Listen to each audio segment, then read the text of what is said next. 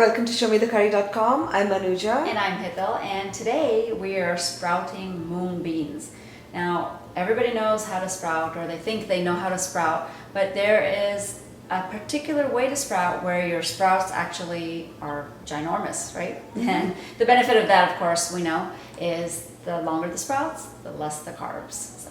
Less the carbs, the more the fiber. Yes. So we actually already have a video over there to sprout, how to sprout. But a lot of times we sprout just for a day or 2 days and it's perfect. The way you do it over there is perfect. But here we are trying to sprout them longer. And if you do that way, what happens is they get moldy, they get a little slimy, and they start getting this weird smell, and you just don't want to deal with that. So we're going to teach you how to sprout them for a longer time, much safer, and yet it be edible. Yeah, absolutely.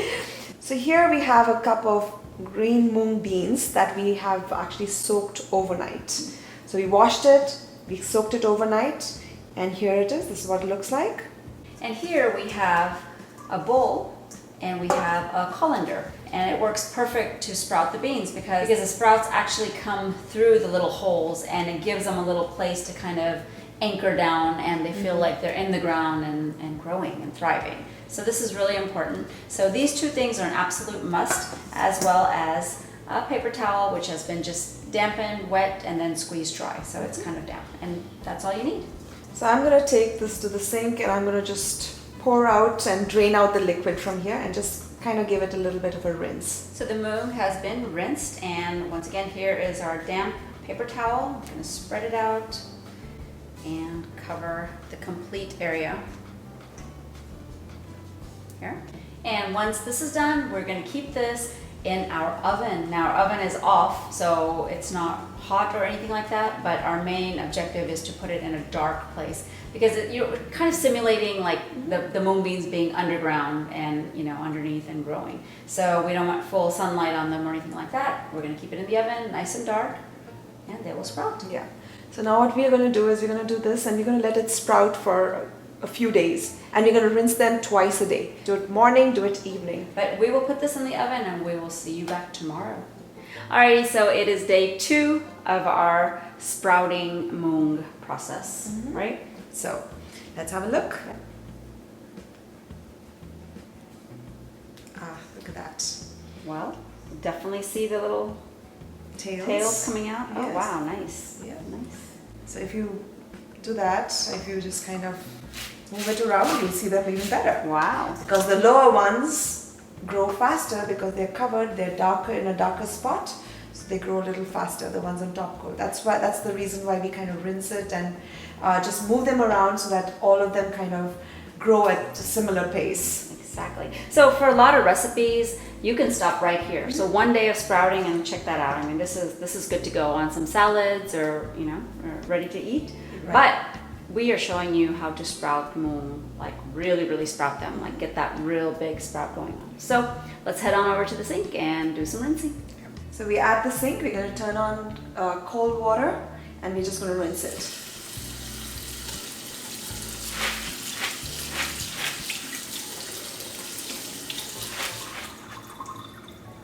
And then with the bowl underneath, we're going to also re-wet the paper towel or the towel, squeeze it out,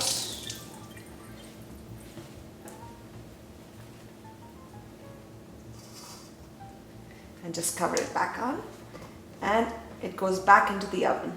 Good morning, and it's day 3 of the sprouting of the mung beans. So we pulled it out of the oven, and let's have a look.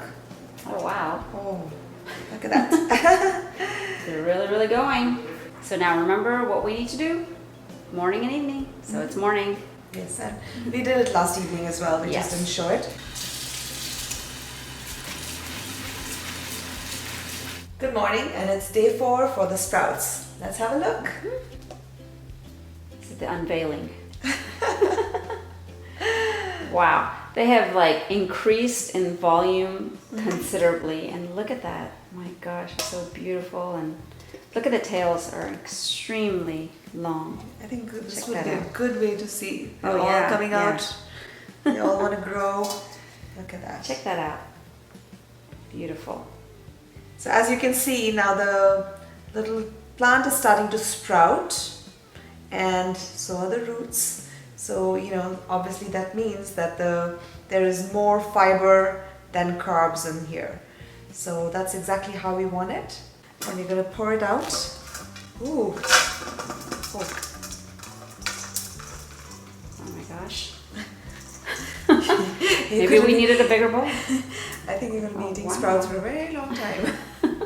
And check this out. This is at least like 1.5 inches.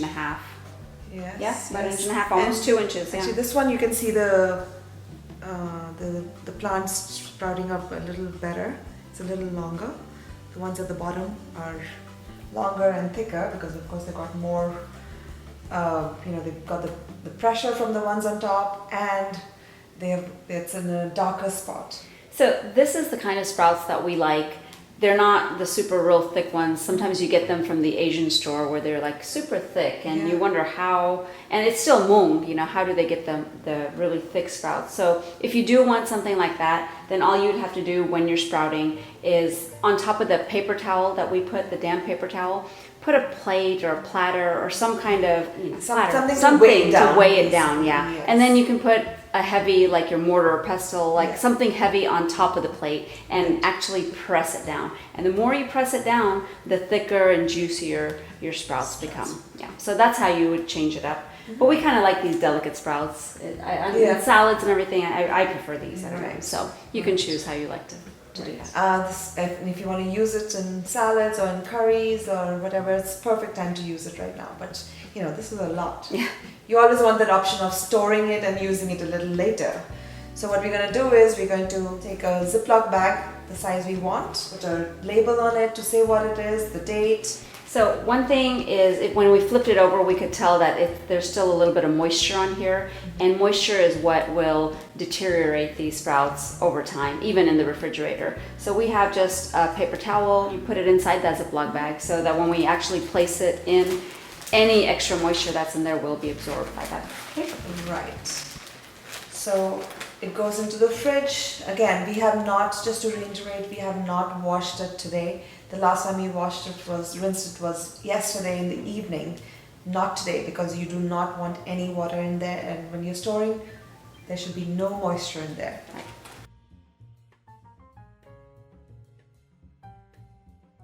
Another tip we'd like to give is, you know, when you're putting it in the fridge, try not to overcrowd the bag. You know, don't stuff it.